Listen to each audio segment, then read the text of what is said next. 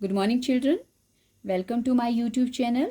बच्चों, आज हम सॉल्व करेंगे 12.3 एक्सरसाइज का क्वेश्चन नंबर 4। उसमें हमें बोला है find the area of shaded region in figure 12.22। ये हमारे पास 12.22 वाला फिगर है और जिसमें बोला है where a circular arc of 6 centimetre radius has been drawn with vertex O of an equilateral triangle OAB of side 12 centimeter as center। क्या बोला है कि ये जो पूरा शेडेड रीजन है इसको फाइंड आउट करो जहाँ पे हमारे पास एक ये सर्कुलर आर्क बनी हुई है और सर्कुलर आर्क बनी है जिसका रेडियस 6 सेंटीमीटर है और किसके ऊपर है वो इस इक्विलेटरल ट्राइंगल OAB के वर्टेक्स पे बना है। और इक्विलेटरल ट्राइंगल की साइड है हमारे पास 12 सेंटीमीटर। तो बताओ कि शेडेड रीजन क्या है, इसका एरिया क्या है। तो इसके लिए पहले बच्चों हमारे पास क्या क्या दिया है। पहले हमारे पास फिगर कुछ इस तरह से है। हमारे पास दिया है एक इक्विलेटरल ट्राइंगल। पहले मैं इस तरह से इक्विलेटरल ट्राइंगल बना रही हूँ और फिर इस इक्विलेटरल ट्राइंगल के वर्टिसेस से क्या बन रहा है बच्चों, एक सेमी सर्कल ओ। ओके, एक सर्कल बन रहा है। अब आप समझ आना कैसे मैंने बनाया है। ये हाथ से मैंने डायरेक्ट बनाया है बच्चों। फिगर ऐसा ही जैसा बना है समझ लेना। ओके, अब हमें क्या निकालना है, इस पूरे ये जो पूरा हमारा जो ये क्या है, ये जितना भी शेडेड पार्ट है ये हमें सारा फाइंड आउट करना है बच्चों। ओके, ये सारा शेडेड पार्ट है, पूरा हमें फाइंड आउट करना है। ओके, तो आप इसको पूरे को ले सकते हो। ये सारा हमें फाइंड आउट करना है, पूरा शेडेड पार्ट। तो देखो फिगर को देख के पता लग रहा है सारे में ही शेडेड पार्ट है, इसका मतलब दोनों फिगर का एरिया निकाल कर प्लस करना है। ओके, और फिर आपको मिल जाएगा शेडेड। और ये नाम है OAB, ट्राइंगल का नाम। रेडियस है इसका 6 सेंटीमीटर और इसकी जो साइड है वो है 12 सेंटीमीटर। ओके, सो सबसे पहले बच्चों हम क्या निकालेंगे, सबसे पहले मैं निकालूंगी एरिया ऑफ सर्कुलर पोर्शन। और ध्यान से देखो, इस सर्कुलर पोर्शन को निकालने के लिए क्या करना पड़ेगा, पूरे सर्कल में से इस सेक्टर को माइनस करना पड़ेगा, तभी हमें ये वाला पोर्शन इतना मिलेगा। तो सबसे पहले तो हम लिख लेंगे रेडियस। ओके, रेडियस कितना दिया है बच्चों, रेडियस है हमारे पास 6 सेंटीमीटर। ओके, और सबसे पहले तो बच्चों ये भी देखो, ये इक्विलेटरल ट्राइंगल है, इसके लिए जो सेक्टर हमारे पास, जो सेक्टर एंगल होगा, जो हमारे पास सेंटर एंगल होगा, सेक्टर एंगल भी बोलते हैं, सेंटर एंगल भी बोलते हैं, वो हमारे पास होगा 60 डिग्री। क्योंकि इक्विलेटरल ट्राइंगल के तीनों एंगल्स इक्वल होते हैं। यहाँ भी 60 होगा, यहाँ भी 60 होगा, यहाँ भी 60। तो इसका मतलब रेडियस हमारे पास 6 सेंटीमीटर है और थीटा हमारे पास कितना है बच्चों, 60 डिग्री, क्योंकि इक्विलेटरल ट्राइंगल है। ओके, अब हम सबसे पहले निकालेंगे area of circular portion. Okay, circular portion का एरिया निकालने के लिए क्या करेंगे हम, एरिया ऑफ सर्कल, इस पूरा सर्कल ले लेंगे पहले, एरिया ऑफ सर्कल और माइनस, फिर उसमें से ये वाला सेक्टर माइनस कर देंगे, क्योंकि जब ये पोर्शन माइनस कर देंगे तो हमें इक्विलेटरल ट्राइंगल पूरा मिल जाएगा। ओके, पता लग रहा है बच्चों। इस पहले पूरा सर्कल लेकर उसमें से जब इस सेक्टर को माइनस कर देंगे तो हमारे पास क्या बच जाएगा, ये पूरा साबुत बच जाएगा, ये ट्राइंगल इक्विलेटरल। तो इसलिए area of circle minus area of sector. अब इस सेक्टर को हम पहले एरिया को माइनस कर लेंगे।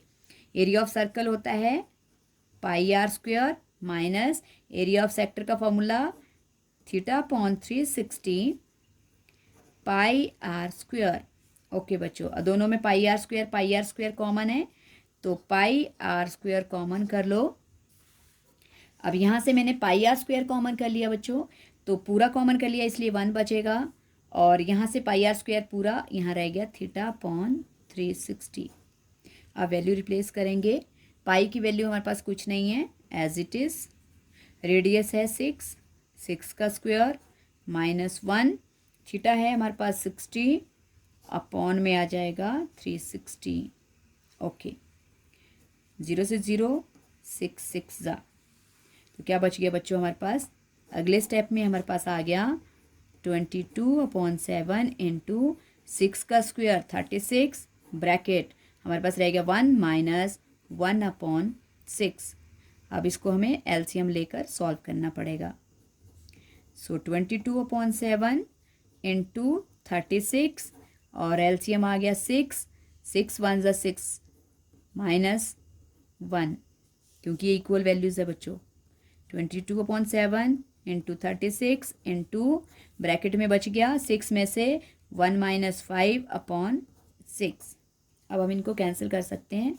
6 1 ज़ा 6 6 ज़ा, मल्टीप्लाई करेंगे 22 मल्टीप्लाई बाय 6 5 ज़ा 30/7। सो मल्टीप्लाई करेंगे बच्चों तो क्या आएगा? 0 एज इट इज़ आ जाएगी, और 22 3 ज़ा 66। ये आ गया सर्कुलर पोर्शन। ओके, अब बच्चों अब निकालेंगे, हमारे पास क्या दिया है? Side of equilateral triangle. Side of equilateral triangle कितनी है बच्चों हमारे पास? कौन सा ट्राइंगल है? OAB। इसकी साइड है 12 सेंटीमीटर। ओके, अगर साइड 12 सेंटीमीटर है बच्चों तो अब हम इसका एरिया निकालेंगे। Then area of equilateral triangle,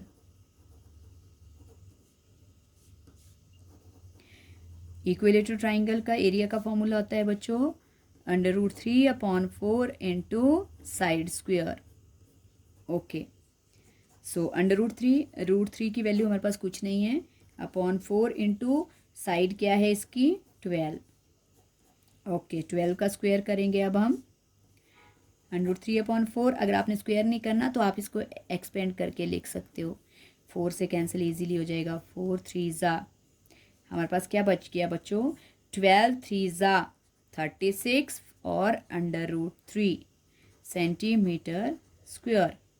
ये देखो बच्चों हमारे पास दोनों आ गए, सर्कुलर रीजन भी आ गया, इक्विलेटरल भी आ गया। अब चाहिए सिर्फ शेडेड, तो शेडेड में सारा ही शेडेड है, तो इसलिए क्या होंगे ये? प्लस।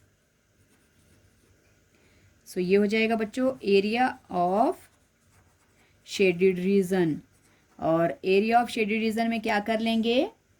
दोनों पोर्शन को लिख देती हूँ मैं, area of circular portion plus area of equilateral triangle. Okay, तो इनको प्लस कर लो बच्चों। क्या है हमारे पास? सर्कुलर पोर्शन कितना है?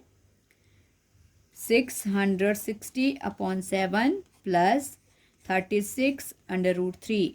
अब इनको हम कुछ नहीं करेंगे बच्चों, ना कोई एलसीएम लेंगे, ये एज इट इज़ आपका आंसर आ गया शेडेड पार्ट का। आई होप आपको ये क्वेश्चन समझ आ गया होगा बच्चों। कुछ भी नहीं था इसमें, डिक्टेट करवा देती हूँ। सर्कुलर पोर्शन का पहले हमने एरिया निकाला, तो इसमें पूरे सर्कल में से इस सेक्टर को माइनस कर लिया। ओके, वो आ गया हमारे पास 660/7। फिर हमें चाहिए था इक्विलेटरल का, और इक्विलेटरल का एरिया ऑफ इक्विलेटरल √3/4, और उसका एरिया लगाकर साइड रिप्लेस करके आंसर आ गया 36 √3। फिर क्योंकि हमें शेडेड का चाहिए था तो दोनों ही शेडेड है, अब माइनस करने की ज़रूरत नहीं है। अब पूरा फिगर आपका शेडेड है तो प्लस करना है, दोनों के एरिया को प्लस कर दिया, और ये आ गया आपके पास एरिया ऑफ शेडेड रीजन। सो ये था बच्चों क्वेश्चन। आई होप आपको समझ आ गया होगा। अगर समझ आ गया है बच्चों तो प्रैक्टिस करो, और वीडियो को लाइक करो, शेयर करो, और चैनल को सब्सक्राइब भी करो, एंड कमेंट भी ज़रूर करना। Thank you so much.